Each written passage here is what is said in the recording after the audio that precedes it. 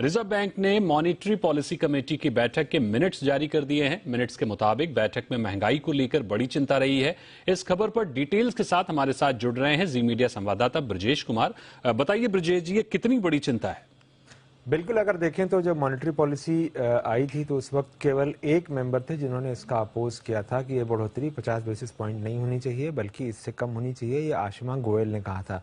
लेकिन मीटिंग के जो मिनट्स आए हैं उसमें बड़ी इंटरेस्टिंग दो जो सदस्य हैं उन्होंने कहा है कि ये जो लगातार दरें बढ़ाई जा रही हैं ये शायद बहुत अच्छी स्थिति में ना पहुंचाएं हमें आगे ले जाकर, क्योंकि भारत में जैसे जो प्रोफेसर जे.आर. वर्मा हैं जो एमपीसी के मेंबर हैं वो शुरू से ही इस बात के पक्षधर रहे हैं हाल के महीनों में जो भी पॉलिसी आई मॉनेटरी पॉलिसी कमेटी की मीटिंग में कि जो दरें बढ़ाना है वो अचानक इतनी तेजी से ना बढ़ाई जाए, क्योंकि उनका नजरिया ये है कि एक 6% के आसपास जाकर के अब विराम लेना चाहिए, क्योंकि देश में हमारे ऐसा है कि जो दरें बढ़ती हैं उनका असर होने में 3 से 4 तिमाहियां तक या 5 से 6 तिमाहियां तक कई बार लग जाता है। तो ऐसे में कहीं ऐसा ना हो जाए कि हम ये दरें बढ़ाते जाएं और आगे जाकर के हमें नुकसान होने लगे।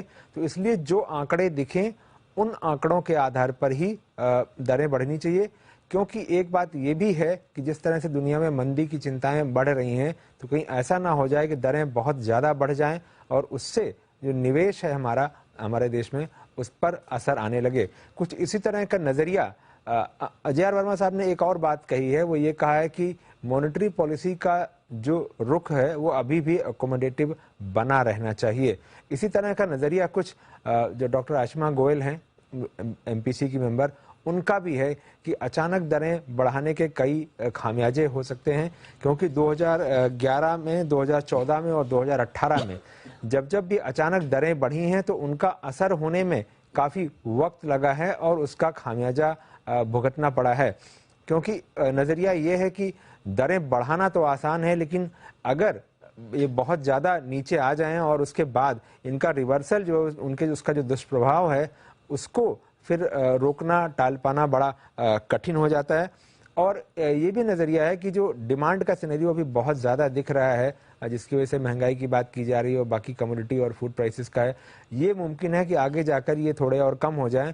तो इस वजह से डेटा जैसा दिखे उसके आधार पर दरें बढ़ाने का फैसला करना चाहिए, ये नज़रिया आशिमा गोयल का था। लेकिन ओवरऑल महंगाई को लेकर कुल मिलाकर चिंता बनी हुई थी। डॉक्टर माइकल पात्रा हैं जो डिप्टी गवर्नर हैं, उनका नजरिया था कि दशकों में ऐसी महंगाई नहीं देखी गई है, इसलिए और दुनिया भर में महंगाई बढ़ रही है, इसलिए जो दरें हैं उनको बढ़ाया जाना चाहिए। तो ओवरऑल जो नजरिया था कि दरें बढ़नी चाहिए, लेकिन ये जो दो स्वर थे जे.आर. वर्मा के और डॉक्टर आशिमा गोयल के, वो इस तरह के थे कि अब और ज्यादा ना बढ़ाएं, इंतजार करें, देखें आंकड़े और उसके बाद फैसले लें। बिल्कुल, यानी एमपीसी के मिनट्स में अलग अलग रुख देखने को मिल रहा है। हालांकि दरें बढ़ाने को लेकर भी कुछ लोग समर्थन में हैं, लेकिन कुछ लोग ये भी इस समर्थन में भी हैं कि इतनी तेजी के साथ दरें ना बढ़ें कि आगे मुश्किलें पैदा हो जाएं। तो बहुत बहुत शुक्रिया करेंगे ब्रजेश जी आपका हमारे साथ जुड़ने के लिए और इस अहम खबर को विस्तार से बताने के लिए।